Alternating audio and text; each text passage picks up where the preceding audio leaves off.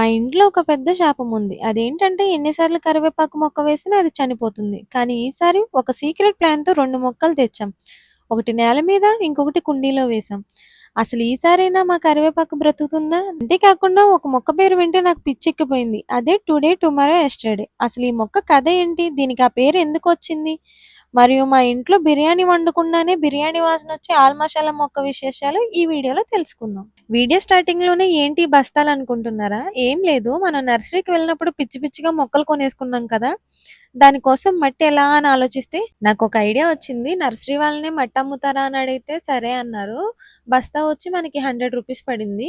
అలా ఒక 10 బస్తాలైతే తీసుకున్నాము. ఇంక ఈ మట్టిలో ఏమి కలిపే పనైతే లేదు. అన్నీ కూడా వాళ్ళే మిక్స్ చేసి ఇచ్చేశారు. డైరెక్ట్‌గా మనం కుండీల్లో పోసేసుకోవడమే. ఈ మట్టి మొత్తాన్ని కూడా ఇలా కుండీల్లో ఫుల్‌గా నింపేసుకున్నాము. ఈలోపు పక్కకు తిరిగి చూస్తేనేమో ఈ 2 ప్లాంట్స్ కూడా ఫ్లవర్స్ వాలిపోయి ఉన్నాయి. సరే ఏంటని చెప్పి మా మమ్మీని అడిగితే, "ఏం లేదు దానికి వాటర్ పోయలేదు. వాటర్ పొయ్యి" అని చెప్పారు. సరే అని చెప్పి వాటర్ పోసాను. పోసిన వెంటనే లేచి కూర్చున్నాయి ఇవి కూడాను.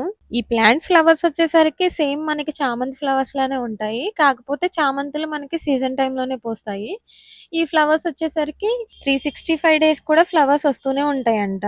మొక్కలు తెచ్చాం నాటేద్దాం అనుకున్నప్పుడు ఉన్న ఉత్సాహం ఇప్పుడు ఈ కుండీలు మట్టి చూస్తుంటే ఎగిరిపోయింది.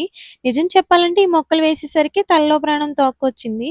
నా నీరసం చూడలేక మా అమ్మ ఫీల్డ్‌లోకి దిగింది. అమ్మకి నీరసం వస్తే నేను, నాకు నీరసం వస్తే అమ్మ.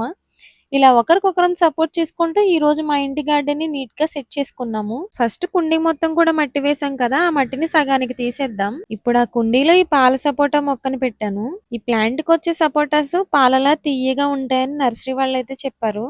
నాకీ ఒక మొక్క పెట్టేసరికే నీరసం వచ్చేసింది. నెక్స్ట్ మా మమ్మీ వచ్చి మందారం మొక్కనైతే పెట్టారు.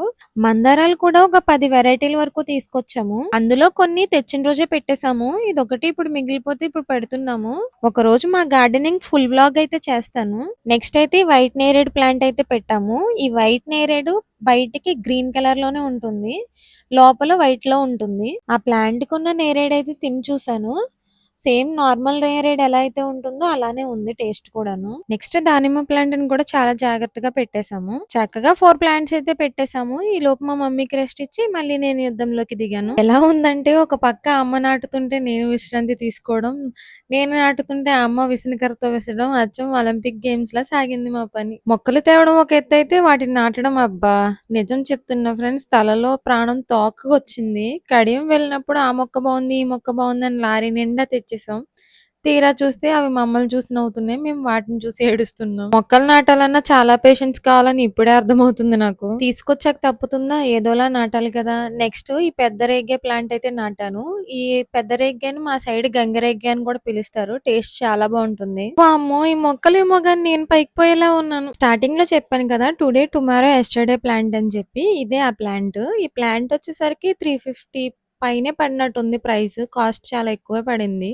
ఈ ప్లాంట్‌కి టుడే, టుమారో, యెస్టర్‌డే అనే పేరెందుకొచ్చింది అంటే, ఈ ప్లాంట్‌కొచ్చే ఫ్లవర్స్ ఈరోజు డార్క్ వెల్వెట్ కలర్‌లో ఉంటే, రేపొద్దునకి అది లైట్ వెల్వెట్ కలర్‌లో ఉంటదంట.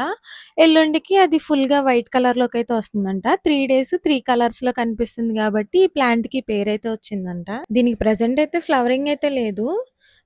దీనికి ఫుల్‌గా ఫ్లవరింగ్ వస్తే గనక ఇక్కడ స్క్రీన్ మీద చూపిస్తున్నాను కదా! ఈ పిక్చర్‌లో ఎలా అయితే ఫ్లవర్స్ ఉన్నాయో, అలా ఫుల్‌గా అయితే ట్రీ మొత్తం కూడా వస్తాయంట. నా దరిద్రమేమో తెలీదు గానీ, దీన్ని చాలా జాగ్రత్తగా అయితే విప్పాను. అయినా కూడా కింద మట్టంతా ఊడిపోయి పడిపోయింది. నేను చేసిన ఈ కంత్రి పనికి వస్తదో, చనిపోతదో చూడాలి. మనం ఏదైనా కొత్త పేరు విన్నామంటే, అది ఎంత కాస్ట్ అయినా సరే కొనుక్కొని తీసుకొచ్చేస్తాను. దీని ఫ్లవర్స్ ప్రతిరోజు రంగు మారడం మాత్రమే కాదు, దీని స్మెల్ కూడా సూపర్‌గా ఉంటుంది. నేరేడు, సపోటా వంటి పండ్ల మొక్కలు నాటేటప్పుడు ఎప్పుడూ కూడా పెద్ద సైజు కుండీలు లేదా డ్రమ్స్ వాడండి. చిన్న కుండీల్లో వేస్తే వేర్లు సరిగ్గా పెరగక కాయలు త్వరగా రావు.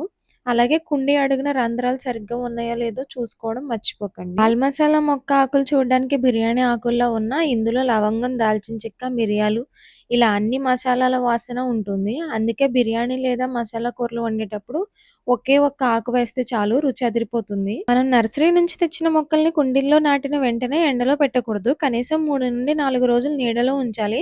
అప్పుడే ఆ మొక్క కొత్త మట్టికి, వాతావరణానికి అలవాటు పడుతుంది. లేదంటే షాక్‌కి గురై ఆకులు రాలిపోతాయి. మొత్తానికి మొక్కలైతే నాటేసాం. కానీ ఇప్పుడు నా పరిస్థితి ఏంటంటే లేవాలంటే ఒకరు పట్టుకోవాలి. ఈ వీడియో మీకు నచ్చితే నా కష్టాన్ని గుర్తించి ఒక లైక్ చేయండి.